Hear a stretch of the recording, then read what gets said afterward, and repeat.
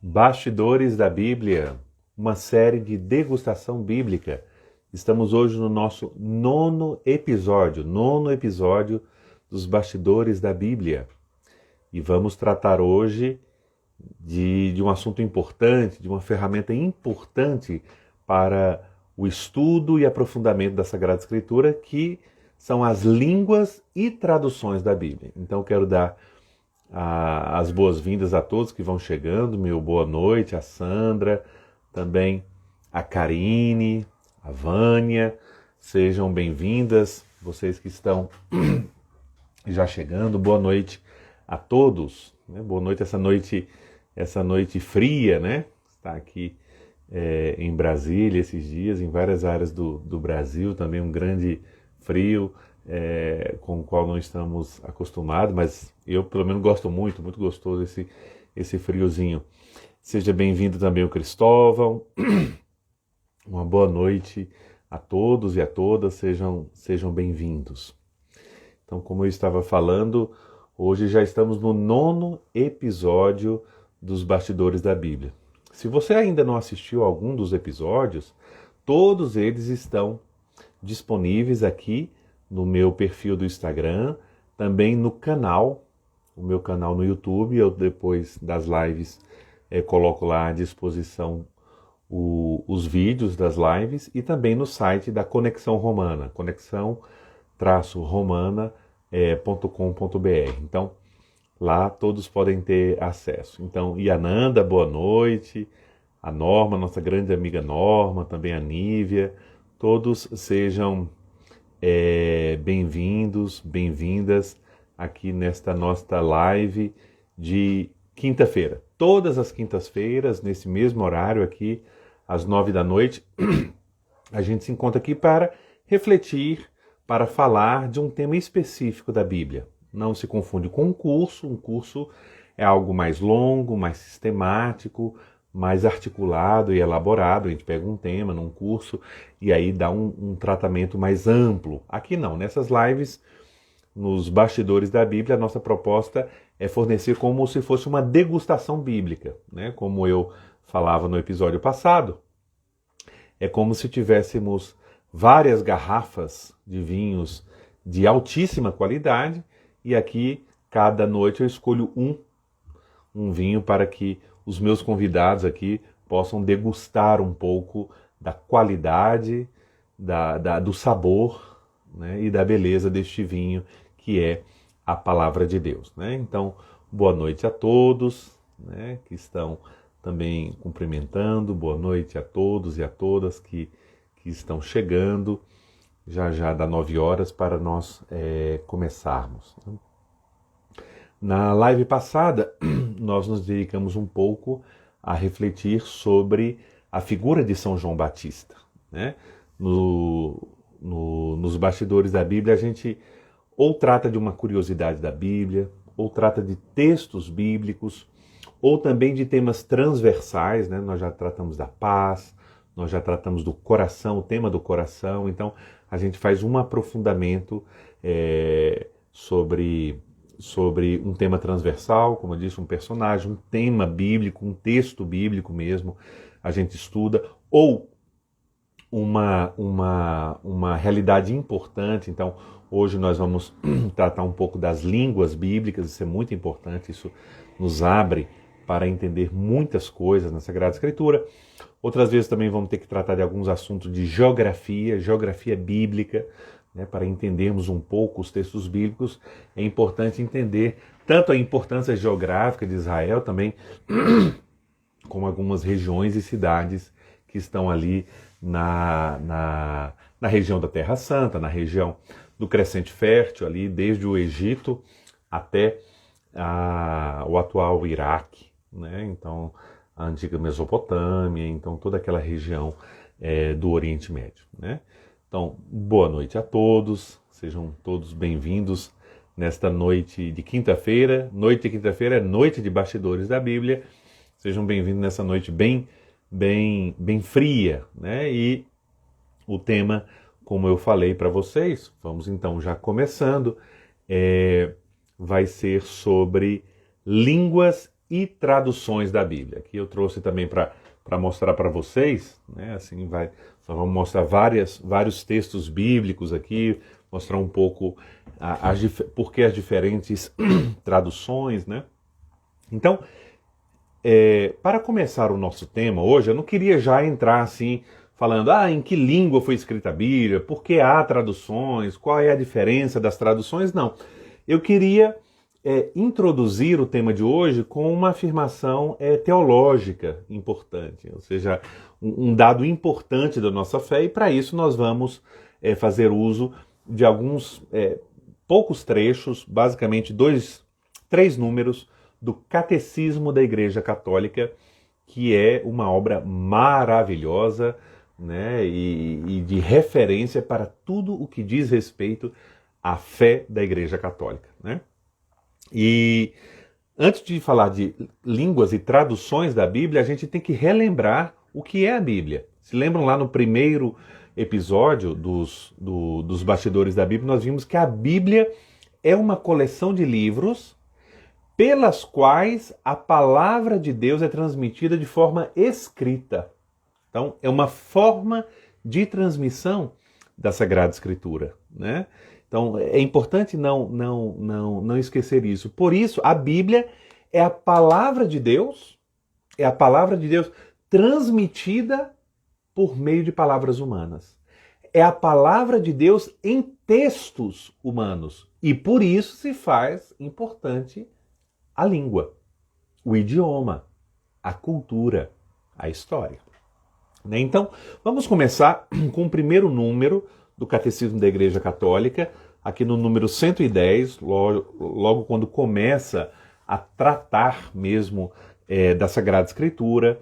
Então nós temos esse seguinte texto do Catecismo da Igreja Católica, então número 110, diz o seguinte: na condescendência de sua bondade, Deus, para se revelar aos homens, fala a eles com palavras humanas. Então, na grandeza da misericórdia de Deus, Deus vem ao nosso encontro, vem falar com o ser humano, vem falar com o seu povo com palavras humanas. E aí, o Catecismo, citando um outro documento, que é o documento fundamental para entender a palavra de Deus, que é o documento, a Constituição Dogmática do Concílio Vaticano II, Dei Verbum, palavra de Deus, Dei Verbum.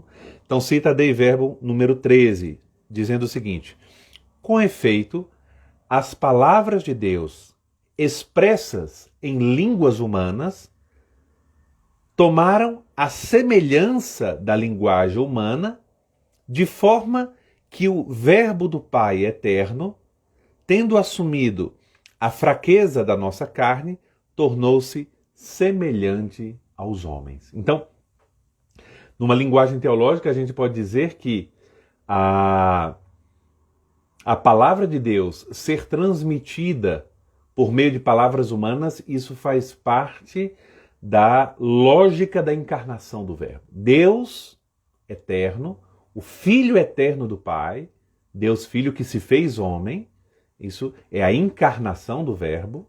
A palavra eterna do Pai se faz homem e, fazendo-se homem, assume toda a história da humanidade, todos os condicionamentos da vida humana. Por isso, uma das características da palavra de Deus é que ela é transmitida por meio de linguagem humana, de línguas humanas. Então, esse é o primeiro dado que eu queria deixar aqui, que o Catecismo da Igreja Católica, quando vai falar de Cristo como a única palavra da Sagrada Escritura, né?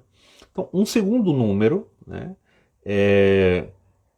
nós temos no número 106 do Catecismo, né? Então, número 106, nós vamos ver uma afirmação sobre a inspiração, ou seja, por que tal livro é palavra de Deus, né? Por que um livro é considerado palavra de Deus?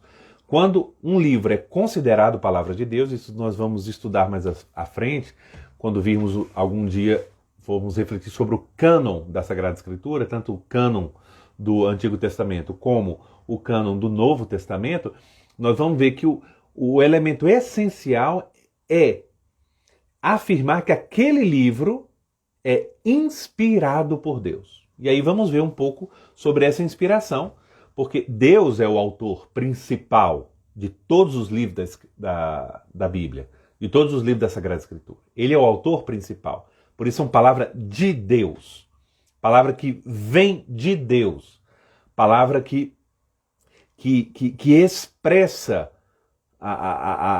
o plano de Deus em relação à humanidade. Isso que é inspiração divina, né? Mas a palavra de Deus, ela não é ditada, né? Como é a concepção um pouco do Alcorão junto aos muçulmanos, né? Os judeus e nós cristãos nunca pensamos assim. A inspiração, ela é o próprio Deus, é a ação do próprio Deus que inspira os autores humanos. E os autores humanos escrevem de forma humana, de maneira humana, com os condicionamentos humanos, no meio da história humana, a palavra eterna de Deus. Por isso a palavra de Deus tem que ser entendida, estudada, compreendida para ser interpretada. Então o número 106 do Catecismo diz o seguinte: Deus inspirou os autores humanos dos livros sagrados. Isso que em teologia fundamental nós afirmamos que são os autores secundários. O autor primário, o autor fundamental do texto sagrado é Deus. Os autores secundários são os seres humanos. Então, a Dei Verbum, no número 11, aqui citado no 106, no número 106 do Catecismo, diz o seguinte: a fim de compor, de redigir estes livros sagrados, Deus escolheu homens, aos quais deu-lhes recurso de pleno uso de suas faculdades e de seus meios, para que ele mesmo, agindo neles e por eles, e por meio deles, colocassem por escrito, como verdadeiros autores, tudo o que estava conforme ao seu desejo e somente isso. Então é bonito esse texto que mostra a riqueza do fenômeno da inspiração divina. Nós vamos ver, quando lemos o texto bíblico, vamos mencionar aqui algumas coisas, os autores escrevem diferentes, porque são pessoas diferentes, porque são de épocas diferentes, porque são de proveniência diferente, porque são de formação diferente, né? E por último, quanto à interpretação da Sagrada Escritura, né, a interpretação do texto bíblico, no Catecismo da Igreja Católica, no número 110, 110, se fala que para entender um texto bíblico nós temos que descobrir algo muito importante, né? E isso se aplica não só ao texto sagrado, mas a várias obras literárias, históricas. Quando se quer entender bem um texto, é descobrir a intenção do autor, né? A intenção do autor sagrado, que nós damos o nome técnico de agiógrafo, né, ao autor sagrado. Então, diz assim o Catecismo da Igreja Católica, é o último número que vamos citar do Catecismo, o número 110. Diz o seguinte: é necessário ter em conta, para descobrir a intenção dos autores sagrados, as condições do seu tempo e de sua cultura, os gêneros literários em uso na época, seus modos de sentir, de falar, de narrar, correntes naquela época. Porque é de modo bem diferente que a verdade se propõe, se é apresentada e se exprime em textos diferentemente históricos, em textos proféticos, históricos, poéticos. Ou seja, a mensagem, para ela ser bem apreendida e compreendida, ela tem que ser também captada no gênero literário. Uma coisa é um texto poético, outra coisa é um texto histórico, Outra coisa é uma narração em forma de novela, né? Nós temos novelas bíblicas, por exemplo. Então, tudo isso tem que se levar em conta quando vai se abordar, quando vai se ler e quando vai se aprofundar um texto bíblico, né? Então, eu queria colocar um pouco isso, porque para a gente não criar divisões, né, na nossa compreensão. Ou seja, esta palavra de Deus escrita, que é a Bíblia, ela chega a nós por mediações. A mediação da língua, da cultura, da forma de falar, de contar, de escrever de um povo, de uma época, né? Isso tudo a gente tem que levar em conta. Então, quanto mais a gente entende quem eram os hebreus, como viveu Israel, quem era Abraão, Moisés, quem eram os juízes, depois os reis de Israel, o que é o exílio da Babilônia, o que foram o domínio dos persas e dos gregos, como era a Palestina na época de Jesus, em que época nasceu Jesus, qual era a situação social e política.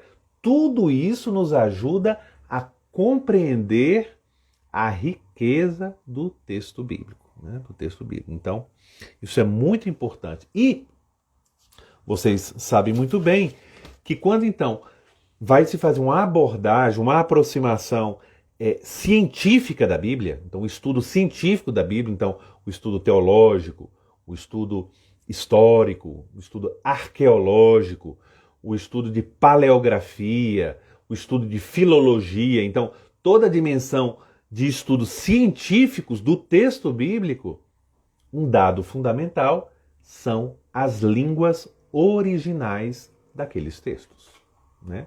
Ainda que nós não tenhamos nenhum manuscrito original que chegou até nós chegaram cópias, né? Isso a gente pode tratar em outra live, a questão dos manuscritos bíblicos, mas nós temos manuscritos bem antigos, bem próximos. Por exemplo, do Novo Testamento nós temos manuscrito do quarto século, né, da nossa era.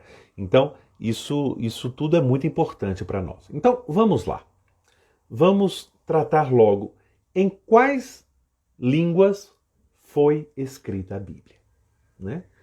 Em quais línguas foram escritos os livros da Bíblia, né? Então, de forma sistemática e didática, nós podemos dizer de início, né, que a Bíblia foi escrita em 3 línguas. 3 línguas, certo? Escrita de modo original por parte dos seus autores, e não só autores, mas toda a tradição de composição do texto bíblico, foi escrita em 3 línguas, né? O hebraico, o aramaico e o grego. Essa é a primeira coisa, certo? O hebraico, o aramaico e o grego. O hebraico e o aramaico são línguas da mesma família, são línguas semíticas, são línguas muito semelhantes, né? Não são iguais, mas são semelhantes, né? Então, o grego já é uma língua de outra raiz, né? De outra origem, né? Então, essas 3 línguas, o hebraico, o aramaico e o grego. Então, nós vamos refletir, ver um pouco essas línguas, onde elas se manifestam na Bíblia. Depois nós vamos ver as particularidades do hebraico. Isso é muito interessante, porque a gente vai entender algumas passagens bíblicas de forma diferente. Isso são ferramentas que nós podemos ter na leitura, estudo e meditação da Bíblia. Vamos ver também algumas características do grego do Antigo Testamento, do Novo Testamento, e depois vamos ver a questão das traduções, tá certo? Então, 3 línguas: hebraico, aramaico e grego.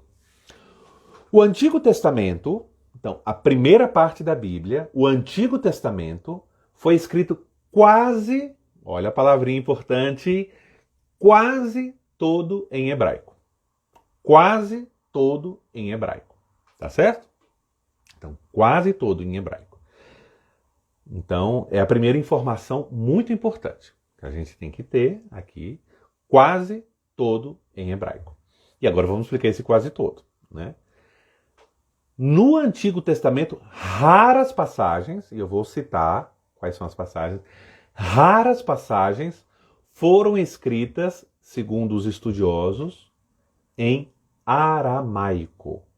Né? Essa língua é bem próxima ao hebraico, é a língua que fala o povo de Deus já depois do exílio. Os judeus após o exílio, os judeus da era pós-exílica, falam aramaico, que é a língua comercial e cultural da época, né? Da época que vai tomando conta. Né? Então, é a língua que Jesus e os apóstolos falavam, o aramaico. Né? Falavam no dia a dia, o aramaico. Né? Então, raras passagens do Antigo Testamento foram escritas em aramaico. Eu vou dizer quais são as passagens. Gênesis 31, versículo 47. Jeremias, capítulo 10, versículo 11. Esdras, aí nós temos dois trechos de Esdras. Esdras, capítulo 4, versículo 8, até o capítulo 6, versículo 18. É claro, aí Esdras é um dos textos mais importantes dessa era pós-exílica. Depois, o trecho do capítulo 7, versículo 12, até o versículo 26. E, por fim, um trecho do profeta Daniel, Daniel capítulo 2, versículo 4b, até capítulo 7, versículo 28. Então, são justamente esses 5 trechos que foram escritos em aramaico, segundo os estudiosos da área, certo? Isso é muito importante. Olha, se vocês forem tendo dúvidas, por favor, cliquem aí no sinal de interrogação e escreva já a sua dúvida, que aí no final a gente vai tentar responder, tá bom? Depois, além disso, então, a gente diz que quase todo o Antigo Testamento foi escrito em hebraico. Então, além desses trechos em aramaico, 7 livros do Antigo Testamento têm como língua original não o hebraico, mas o grego. O grego, certo? Esses livros são os chamados deuterocanônicos e que não estão presentes nem na Bíblia hebraica, né, na Bíblia hebraica no sentido da Bíblia hebraica de origem de língua hebraica, né? Nem na Bíblia hebraica, no cânon judaico de Jâmnia, nem nas Bíblias de comunidades evangélicas, né? Então são esses 7 livros que só estão presentes na tradição católica, né? Na tradição católica. Então esses 7 livros são Judite, Tobias, 1º e 2º Macabeus, Sabedoria, Eclesiástico ou Siracide, né? E Baruque. Então, esses 7 livros, chamados deuterocanônicos, são esses 7 livros que foram escritos no seu original em grego, né? Em grego. Então, aqui nós temos a apresentação das línguas da Bíblia. E o Novo Testamento foi todo escrito em grego. Tem alguns detalhes que poderia tratar num ambiente especializado, mas não é o nosso caso aqui. Então,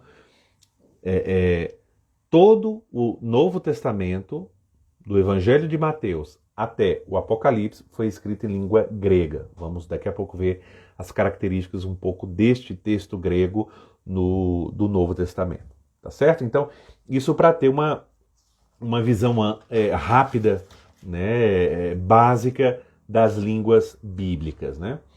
Então, vamos tomar aqui o hebraico, e o que eu falo do hebraico se aplica também ao aramaico, né? Então, eu não tenho nenhuma Bíblia aqui em hebraico, porque quando eu uso o texto hebraico, eu uso umas versões online que eu tenho aqui, mas eu acho que vocês já devem ter visto um texto hebraico, podem depois olhar na internet, na foto que eu usei do card de divulgação desta live, também tinha lá escrito em hebraico, né?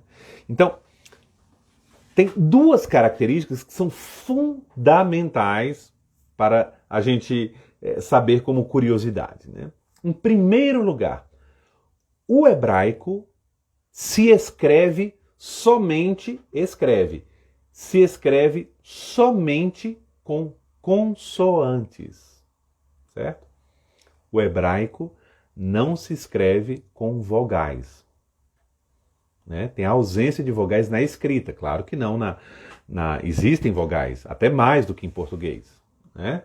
Mas as vogais não são escritas. Depois nós tivemos, posteriormente, o texto massorético, em que então se decidiu fazer a escrita das vogais para facilitar a leitura, mas essa é uma outra questão. Até hoje, se a gente vai a Israel, a gente chega... Vai no McDonald's, por exemplo, vê as placas de trânsito todas com as consoantes sem vogais, né? Sem vogais. Então, essa é uma primeira característica. A segunda característica importante é que é uma língua, assim como o árabe, assim como o aramaico, que se escreve da direita para a esquerda.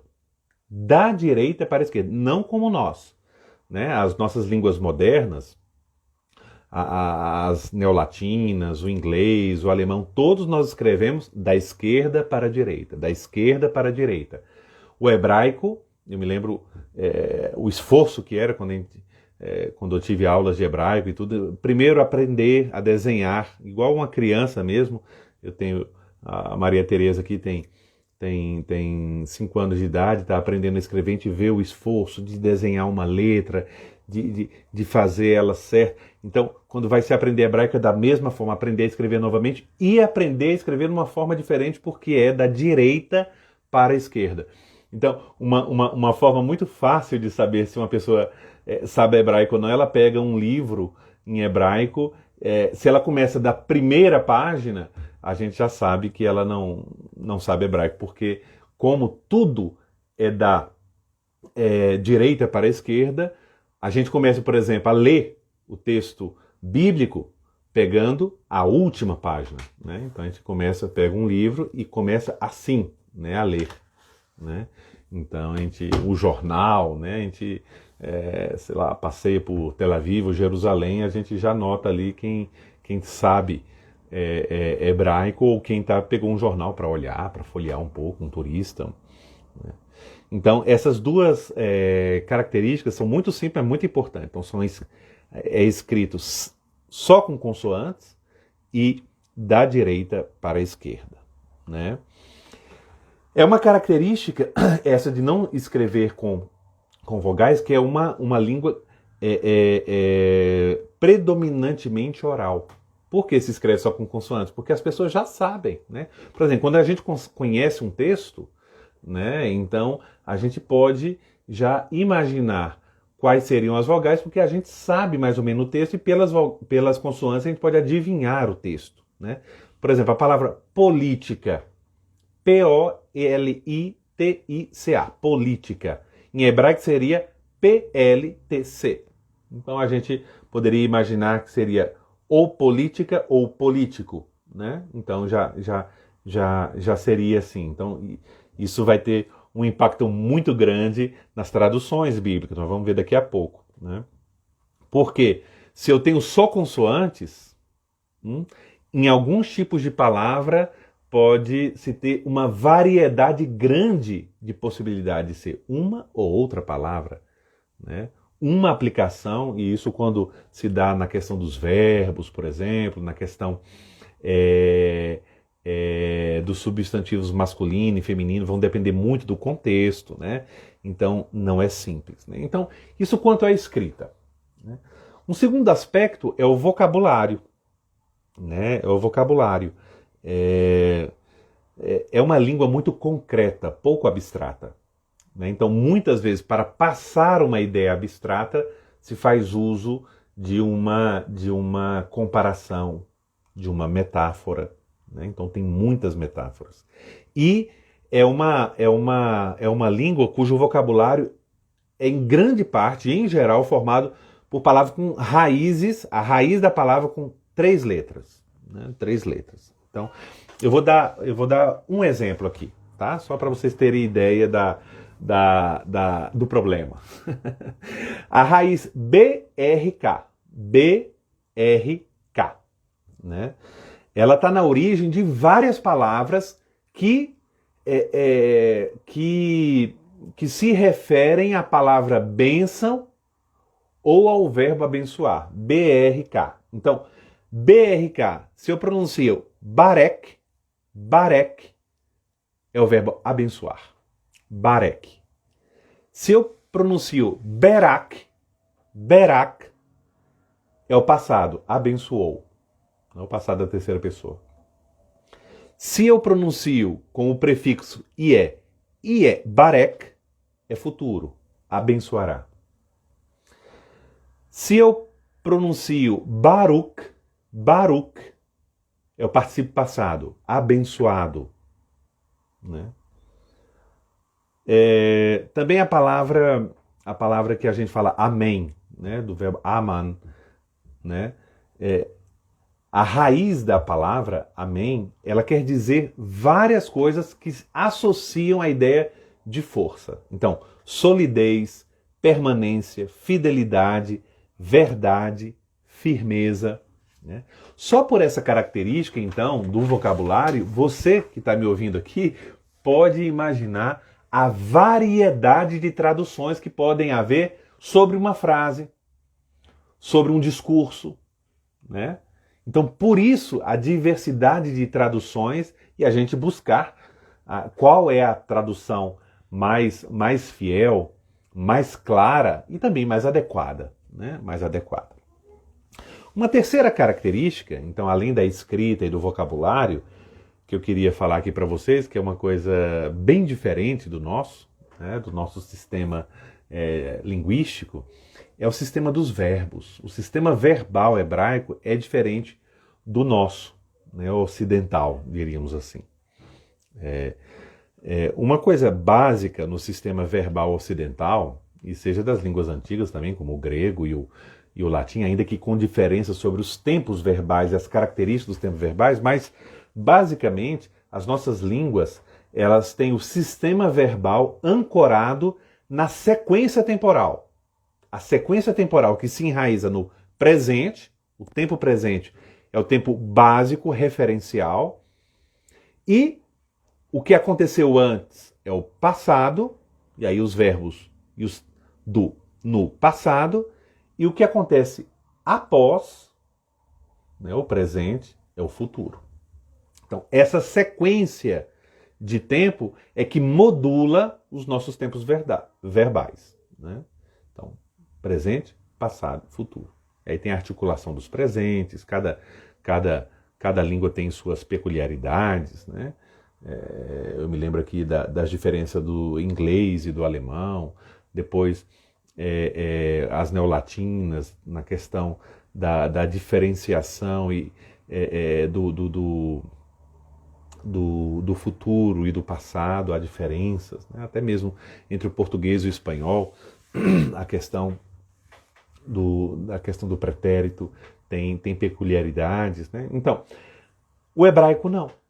Né? O hebraico é de outra forma, é um outro esquema. E quando não se entende esse esquema, o aprendiz ali, o estudante de hebraico, ele fica com dúvida, ele não sabe para onde ir, né? Porque o hebraico, os verbos não são baseados em tempos, não é um sistema temporal, mas em aspectos de acabamento, vamos dizer assim. Né? Ou seja, um verbo ou ele é realizado ou em andamento. Né? Ou seja, é um verbo que denota uma ação já realizada ou uma ação que está em andamento, que está em continuidade. Né? Então, esses dois aspectos servem para definir os verbos. Né? Imagine a dificuldade disso, né, para nós. Né? Então, vou dar um exemplo aqui de uma frase bem conhecida da Sagrada Escritura, dos livros dos Números, o texto de bênção, né, a bênção de Arão. Uma frase que nós traduzimos em geral em português no modo subjuntivo. Né? Que o Senhor te abençoe e te guarde. Né? Uma frase bem conhecida de todos nós. Né? Em hebraico, esses verbos abençoar e guardar estão nessa forma em andamento, em continuação, ou seja, não realizada, não terminada, não concluída. Por isso, esse verbo pode ter várias traduções, não só que o Senhor te abençoe e te guarde, que aqui tem uma dimensão optativa, uma dimensão de desejo, que faz parte da essência do subjuntivo, né?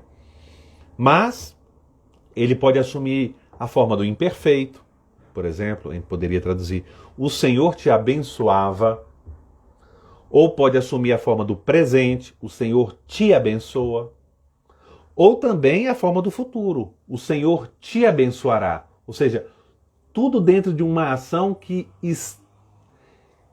começou no passado e continua a acontecer no presente e pode continuar no futuro. É uma forma contínua, né?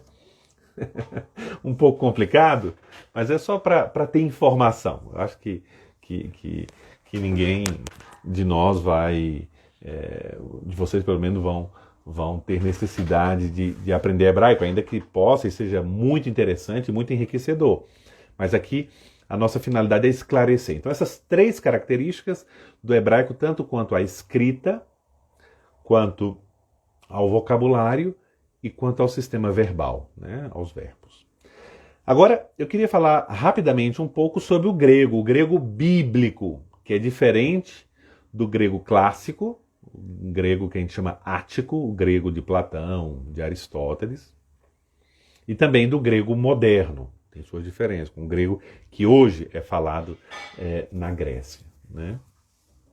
Então, antes de tudo, o grego bíblico, ele surge ali de uma forma do grego, que é o grego koiné. Koiné, em grego, significa linguagem comum, vulgar, né? Depois da conquista de Alexandre Magno. Então, ali a partir do século IV a.C., então 333 a.C., até mais ou menos o ano 500 depois de Cristo, o mundo antigo falava grego, né? Esse grego koiné, né? Um grego que se mistura com vários dialetos, com linguagens locais também, né? O grego koiné, comum, popular, né? E é um grego que, quando a gente encontra ele, tanto no Antigo Testamento, naqueles livros que foram escritos em grego, e depois na tradução grega da Bíblia, que nós vamos falar daqui a pouco, a gente vê essa mistura do grego com a linguagem hebraica, com termos próprios da mentalidade hebraica, como glória, como bênção, né? Então, quando a gente olha o Novo Testamento, vamos dar uma olhada no Novo Testamento, né? Vamos ver algumas informações. O grego do Novo Testamento não é o mesmo, né? Não é a mesma coisa, vamos comparar aqui em português, né? O português não é a mesma coisa ler Camões, ler Cruz e Souza e ler Jorge Amado. São estilos muito diferentes, com a mesma língua, certo? Não é a mesma coisa ler, por exemplo, Gabriel Garcia Marques, em espanhol, né? e ler Cervantes. É diferente. Há uma diferença de linguagem, tanto em época como de estilo, né? Hoje vocês devem ter acompanhado aí nas redes, saiu um livro que eu traduzi, né? Dos meus trabalhos é ser tradutor, né? Nas horas vagas eu traduzo livros e obras e textos específicos e tal. E o Padre Antônio está nos lembrando aqui que escreve koiné, né? O grego é koiné, K-O-I-N-E, koiné, né? Então, eu traduzi um texto, esse livro, O Critério, né? Até aí eu coloquei a divulgação da editora e outras informações sobre o livro.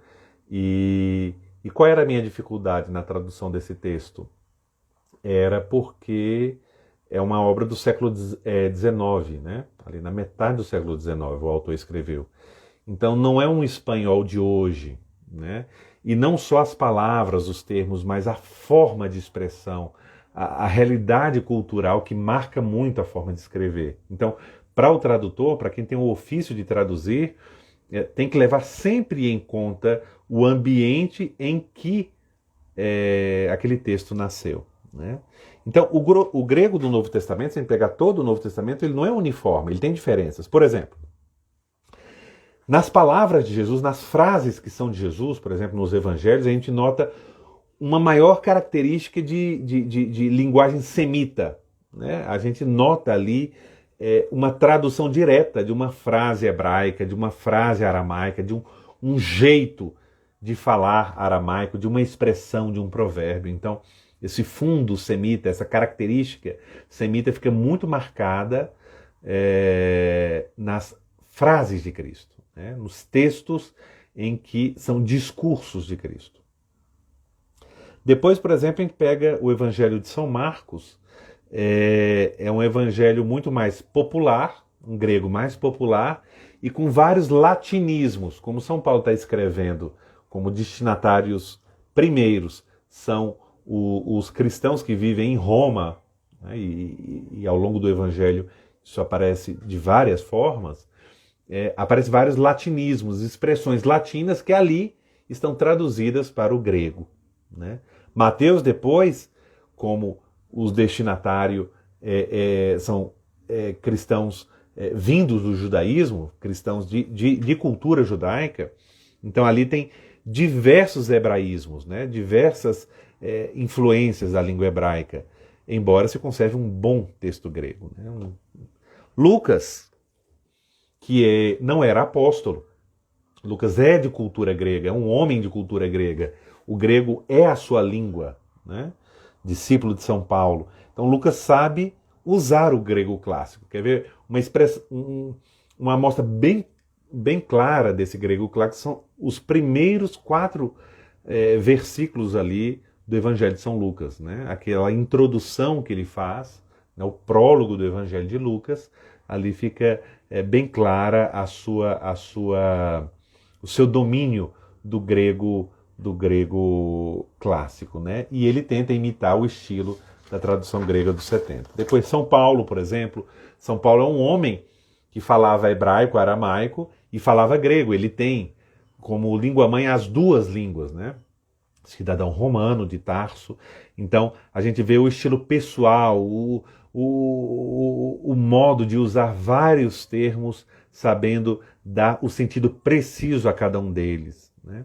E por fim, São João, por exemplo, escreve num grego normal, mas que os especialistas em língua grega falam que de um estilo surpreendente, porque com um vocabulário pequeno, curto, elabora as frases, os períodos de modo surpreendente, né? Então, isso aqui era para dar um pouco de informação, de curiosidade, um pouco sobre o grego e sobre o hebraico bíblicos, né?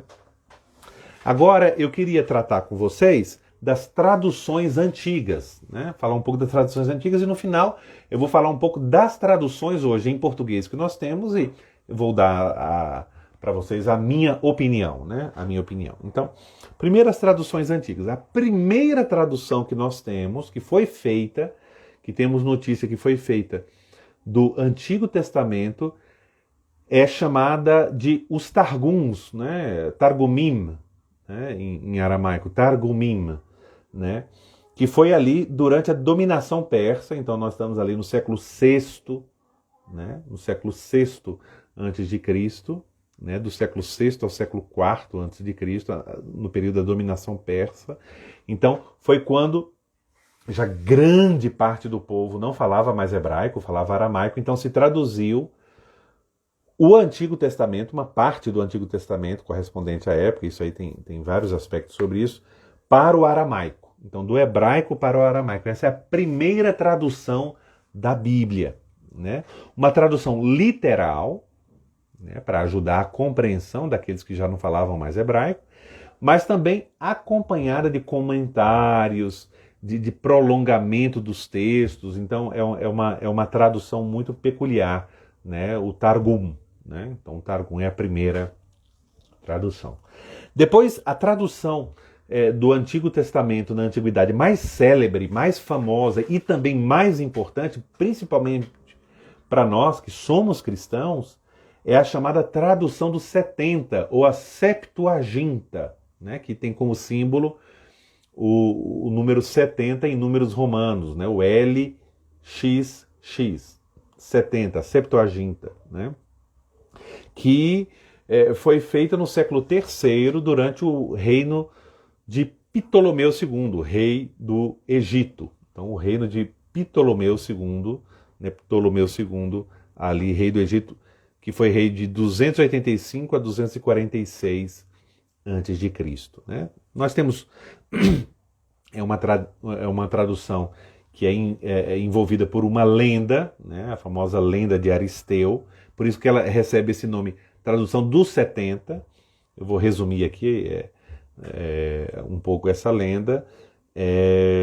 A tradução teria sido feita por 72 sábios, né, convocados pelo rei do Egito, 72 sábios vindos de Jerusalém, então vindos de Israel, a Alexandria, a grande Alexandria no Egito, né?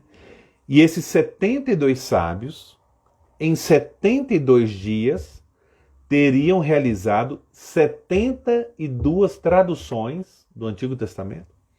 Essas traduções do Antigo Testamento totalmente idênticas, né? Totalmente idênticas, né?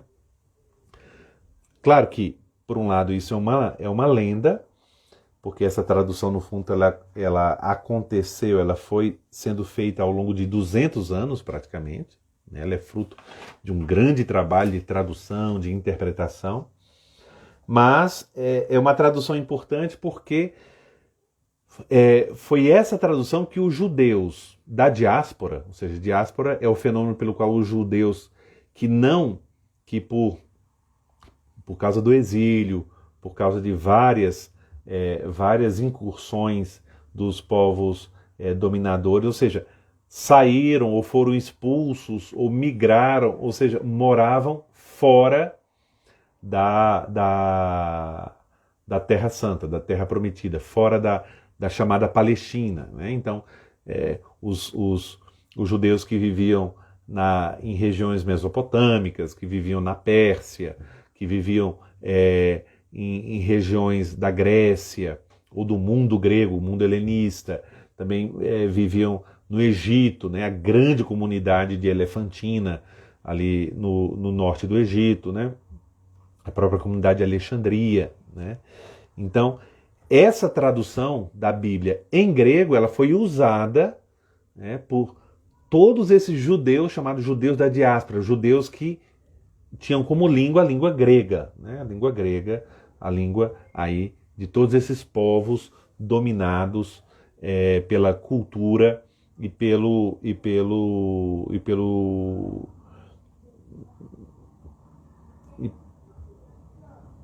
poder, né? O império helenista e poder de influência grego, né? Isso que eu queria falar, a palavra influência, né? E por isso, não tenho como explicar isso aqui por falta de tempo, mas essa tradução grega do Antigo Testamento é que se tornou o texto referencial para as primeiras comunidades cristãs. Então, os primeiros cristãos usavam esse texto grego do Antigo Testamento. A gente vê na redação dos evangelhos, a citação, principalmente no evangelho de Mateus, isso fica bem claro que usavam essa tradução grega do Antigo Testamento, né? E por fim, eu queria citar aqui a tradução da Sagrada Escritura, de toda a Sagrada Escritura, não a primeira para o latim, que era a Vetus Latina e era bem precária, que eu diga os problemas que Santo Agostinho teve com essa tradução, mas a tradução que foi feita ali no século V, né, por volta dos anos 400, por São Jerônimo, né, São Jerônimo, que dedicou praticamente toda a sua vida ao estudo e tradução da Sagrada Escritura dos textos originais, os textos originais de hebraico, aramaico e grego, para o latim. Essa tradução chamada Vulgata, né? A Vulgata. Então, quando a gente fala de Bíblia Vulgata, deixa eu ver se tem aqui, a gente fala Bíblia Vulgata, por exemplo, então aqui a Bíblia Sagrada Vulgata. Então é a tradução de toda a Sagrada Escritura para o latim, né, feita por São Jerônimo, e que depois foi terminado no pontificado de João Paulo II, a revisão dessa tradução de acordo com as aquisições da ciência bíblica no século XX, a chamada Neo-Vulgata, né? É a tradução da Vulgata, feita toda uma revisão, não só de estilo, mas também a partir das edições críticas, das descobertas arqueológicas e filológicas, né? Então, o grande São Jerônimo, diz o Padre Antônio aí que está nos acompanhando, né? O Dálmata, né? Originário da Dalmácia, né? E a Bíblia Vulgata sempre foi a Bíblia de referência para a Igreja Católica. Então, a Bíblia Vulgata, por exemplo, até hoje a Neo-Vulgata, é a base para a tradução dos nossos textos litúrgicos, né? São feitos a liturgia das horas, os textos bíblicos das celebrações sacramentais, da Santa Missa, né? Então, feitos a partir da Vulgata e da Neo-Vulgata, né? Então, eu vou aqui agora só falar um pouco sobre as traduções atuais, e assim a gente termina para responder algumas perguntas que vocês tiverem, né? Acho que todo mundo tem a curiosidade de saber por que tantas traduções, né? Se a gente entra numa livraria, né? Só imagina aqui, ó, eu tenho só aqui para mostrar para vocês, eu tenho aqui traduções da Bíblia, né? Aqui, algumas que eu tenho aqui e praticamente que eu uso, né? Mas por que tantas traduções, né? Por que tantas traduções diferentes? Eu acho que a gente pode dar 4 respostas a essa pergunta, né? Por que tantas traduções diferentes? Primeiro, porque nem toda tradução ela é feita a partir dos textos originais, né? Então, às vezes acontece que alguém vamos dar um exemplo da literatura, né? Muito comum até, né? As obras dos escritores russos, né? Vamos pegar o mais famoso dele, Dostoiévski ou Tolstói, né?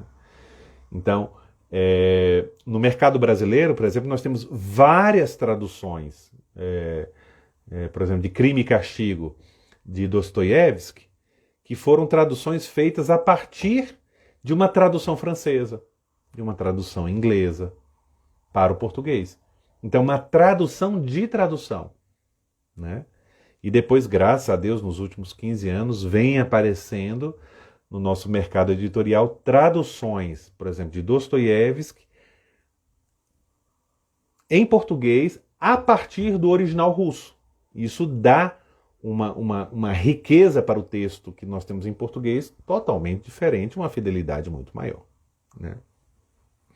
Então aqui deu um exemplo extra-bíblico. Então na Bíblia acontece muitas vezes isso.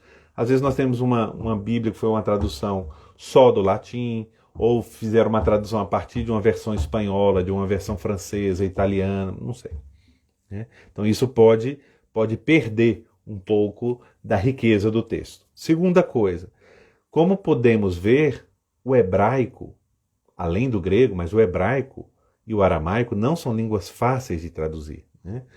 Tem até um professor meu em Roma que falava que é simplesmente impossível traduzir. De que forma? O hebraico, da forma que ele tem que ter muito esforço para conseguir trazer um pouco da sua riqueza, mas nunca fica como original. Isso é um pouco a experiência de todo o texto traduzido, né? O texto traduzido é um esforço de transportar o sentido de um texto, mas nunca permite o acesso pleno ao texto original, né? Depois, um terceiro motivo é porque também ao longo dos anos, ao longo dos séculos, a Igreja e os especialistas na Bíblia, na Palavra de Deus, crescem na compreensão daquele texto e a tradução sai melhor, né? A tradução, a ideia Aqui eu poderia dar vários exemplos, não vou dar para não me alongar demais, mas com o tempo, o crescimento do conhecimento, do estudo, do aprofundamento sobre o texto bíblico gera melhoria nas traduções, né? E por fim, a necessidade também de adaptação a novos públicos. Por exemplo, durante o século XX, toda a questão do ecumenismo trouxe novas exigências para as traduções e também novas colaborações. Nós temos obras espetaculares, como a tradução ecumênica da Bíblia, a chamada TEB, em francês, la traduction écuménique de la Bible, que é a TOB original, que eu tenho aqui, está ali atrás até, que eu uso muito por causa das notas, é fundamental para o estudo e é fruto de uma necessidade ecumênica em que vários especialistas de várias comunidades cristãs, católicos e protestantes e ortodoxos se unem para produzir uma edição da Bíblia, né, que é espetacular. Então, quanto às nossas traduções, eu diria que traduções em língua portuguesa, né, seja de Portugal e do Brasil, né, o que eu poderia dizer para vocês, né? Então, eu diria algumas coisas. Para quem quer ter uma Bíblia em casa, uma Bíblia básica, né, bem traduzida, né, barata, certo? Barata, com notas de rodapé interessantes, né, introduções interessantes. Não é uma Bíblia perfeita, no sentido assim, não existe edição perfeita, mas uma Bíblia básica, né, é a edição da CNBB. Então a Bíblia é boa, né, que eu recomendo a todos, né, para ter em casa. É uma Bíblia referencial, que é a tradução que nós usamos também nas leituras da missa e tudo mais. Então, eu diria a edição da CNBB, né, que é fruto de um trabalho enorme, né, já são várias edições em que cada vez se tenta melhorar, se tenta aprimorar a tradução e a edição com várias notas interessantes, explicações, mapas, né? Porque uma Bíblia também ela se mede a utilidade também pelo que ela traz, né? Então ela tem também todas as leituras da missa do ano inteiro, né? No ano A, B e C, então é uma edição bem interessante. Mas para quem quer um pouco mais, quem quer estudar a Bíblia, quem quer ler para entender melhor a Bíblia, aí aqui eu indico, infelizmente eu não tenho aqui, né? Eu tenho ela só a edição original dela em francês, mas é a Bíblia de Jerusalém. Essa Bíblia de Jerusalém, principalmente por causa das notas nas margens que a gente tem, em que ela vai dando os paralelos bíblicos. Nessa frase de Cristo aqui no Novo Testamento, que passagem no Antigo Testamento diz respeito a ela em tudo? Então, a Bíblia de Jerusalém é espetacular. É uma edição muito importante para estudo, para trabalho, né? Também tem a Bíblia do Peregrino, né, que é uma edição feita pelo grande especialista, o grande exegeta Luiz Alonso Schöckel, né, mas que tem notas de rodapé muito interessantes, notas explicativas muito importantes. Mas a Bíblia de Jerusalém eu acho mais prática e superior.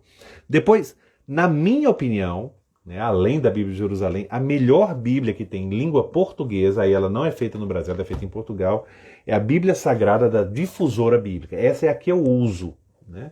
O meu grande amigo, Dom José Aparecido, me deu de presente essa edição e eu gosto muito dela.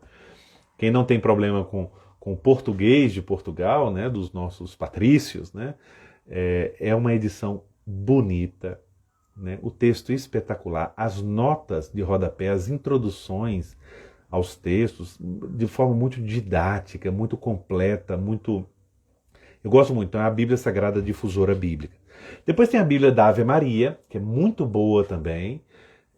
Só acho que a tradução da Bíblia da Ave Maria, vocês sabem que a Bíblia da Ave Maria é a tradução brasileira da Bíblia de Marie Dessous, né, da Abadia de Marie Dessous, na Bélgica, é uma Bíblia famosíssima para os católicos de língua francesa, mas eu acho que é uma tradução que teria que ser revista. Já está um pouco, a linguagem está um pouco rebuscada, antiga e pouco compreensível para os leitores de hoje. Poderia ser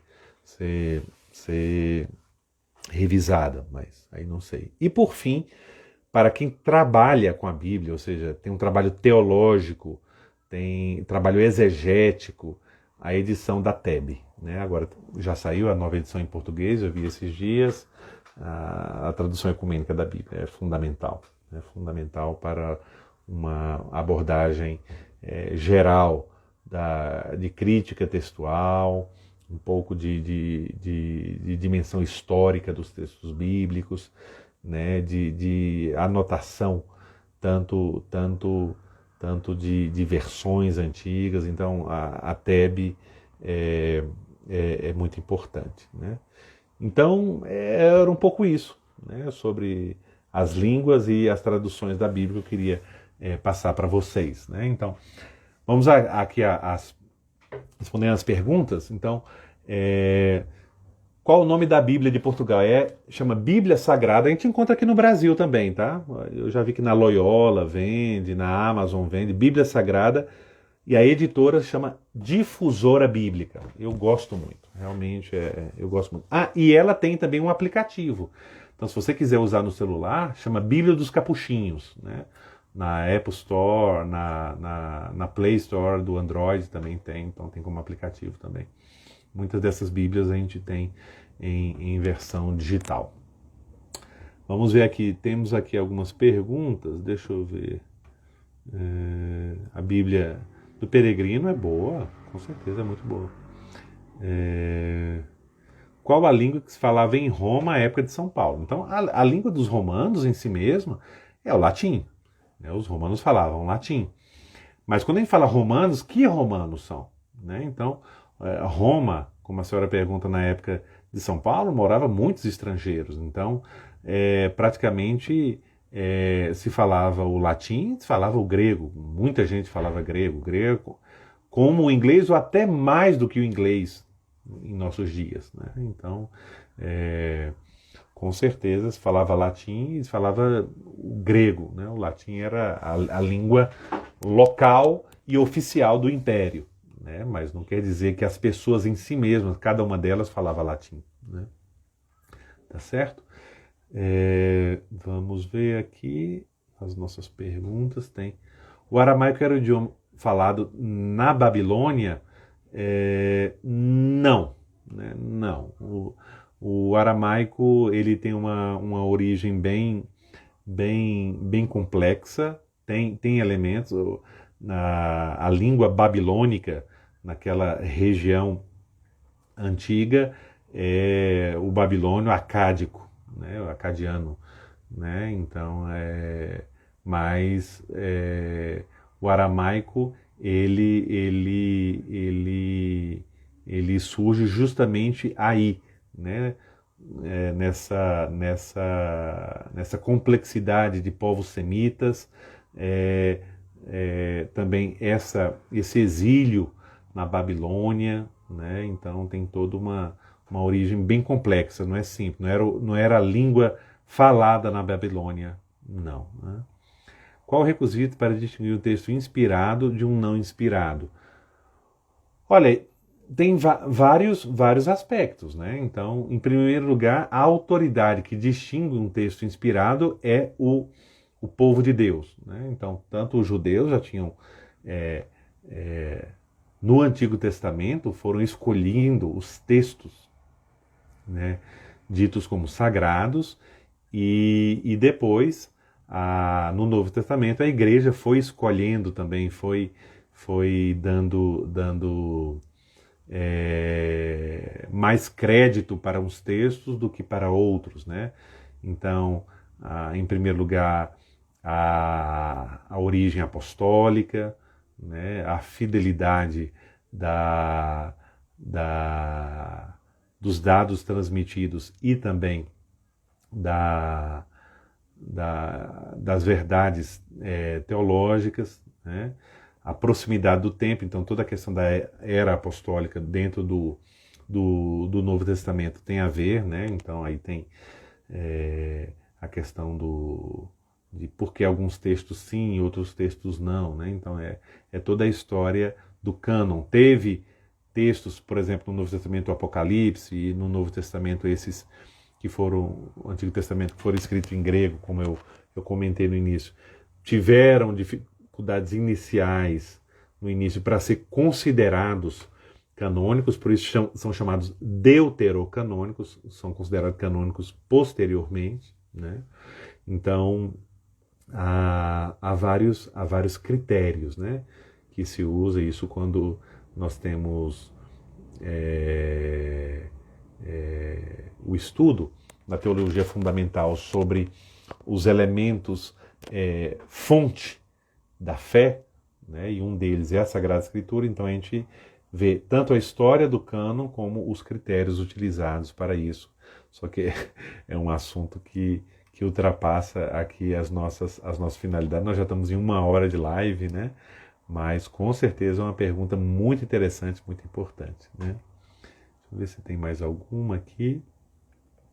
O padre Antônio Hofmeister faz uma pergunta aí direto do Vaticano. Os livros do cânon são inspirados... ele não é uma pergunta, ele está afirmando. Vamos ver. Os livros do cânon são inspirados porque estão no cânon ou estão no cânon porque são inspirados? Olha, é uma pergunta capciosa, né? Ou seja, não, o cânon é o livro, é a lista dos livros que foram considerados inspirados, né? Então, o cânon vem depois do livro inspirado. Agora, a gente tem que entender por quê. Por exemplo, um Evangelho de São Mateus é considerado inspirado e um Evangelho segundo Tomé, que é um texto apócrifo, não é inspirado. Então tem critérios que diferenciam esses dois textos, e um deles é o aspecto histórico, de datação. O segundo deles é o aspecto também de conteúdo, né? De conteúdo. Quando o conteúdo ele está fora um pouco da lógica da unidade bíblica, né? Mas esse é um tema muito interessante.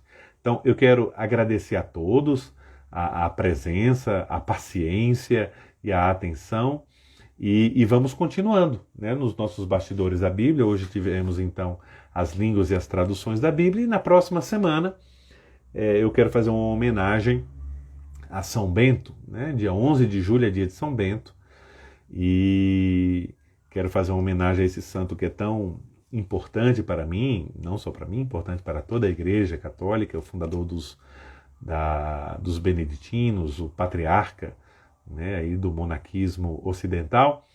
Vamos fazer uma reflexão sobre o Evangelho da visita de Jesus à casa de Marta, Maria e Lázaro, né? Marta, Maria e Lázaro. Este ano, pela primeira vez, nós vamos celebrar, conforme a